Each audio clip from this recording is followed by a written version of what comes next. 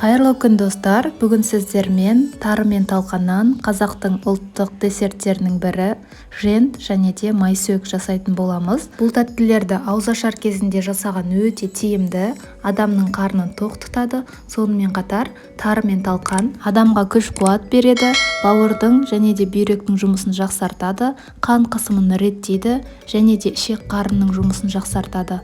Тарыны міндетті түрде жуып алып қолдану қажет.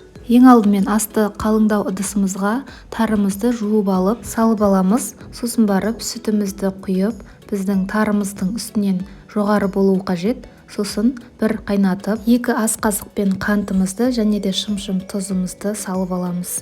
Қайнап шыққаннан соң барып, артынша сары майымызды салып, бұқтырып, бетін жауып алып қоятын боламыз. Өте оңай және де дәмі тіл үйіреді. Сіздер де міндетті түрде жасап көріңіздер. Тойымды қазіргі ауызашарға өте керек десерттердің бірі. Тары ол адам ағзасына керекті дәрумендердің қайнар көзі болып табылады. Сондықтан да міндетті түрде жасап көретін боламыз. Бізде келесі осылай жент дайындайтын боламыз. Бізге талқан қажет және де 50 грамм қант ұнтағы қажет. Сосын барып 100 грамм ерітілген сары майымыз қажет. Осының барлығын жақсылап араластырып аламыз және де өзімізді кез келген формамызға салып ұсынатын боламыз.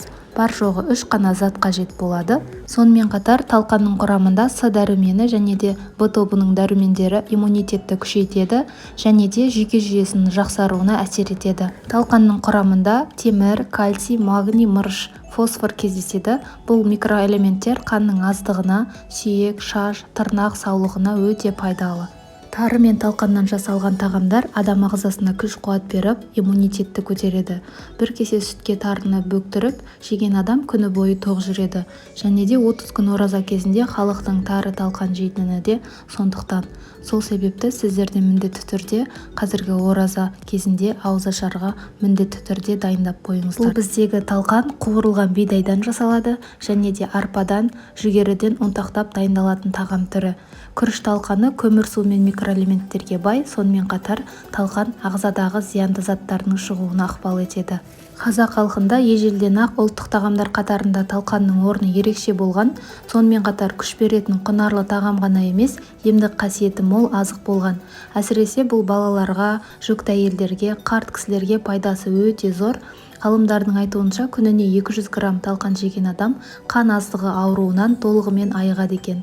Ертеде ата-бабаларымыз талқанды сусамыр дертін емдеуде де пайдаланған. Сонымен қатар талқан күш-қуат берумен қатар қартаю үдерісін де баяулатады. Бұл десерттің атын көптеген жерде майсөк деп атайды. Бұл майсөк өте дәмді және де тойымды болып келеді. Сонымен қатар тарыны шамадан көп те жеуге болмайды. Бұл қалқанша безі жұмысына әсер етіп, гормондарды түзу қызметін төмендетуі мүмкін. Сондай-ақ ағзасында йод тапшылығы бар жандарға тұтынбаған абзал. Міне осылай тарелкамызға осылай әрлеп, әдемілеп, жан-жағына жентімізді қойып шығатын боламыз. Өздеріңіздің қалауларыңыз бойынша дастарханымызға қоятын боламыз. Сонымен қатар тарының ең басты пайдасы ол глютенсіз болып келеді. Егер де атопиялық дерматит, ауыр аллергиясы бар балалардың диагнозы болса, ол кезде диета ұсынса, осы тарыны қолдануға болады. Яғни кез келген емдік диетада ұсынылады. Тары дәрумендерге өте бай болып келеді.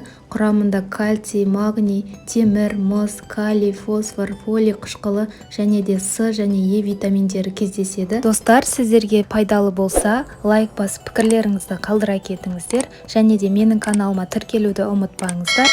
Сіздермен болған Балнұр Тұрманова, ас болсын.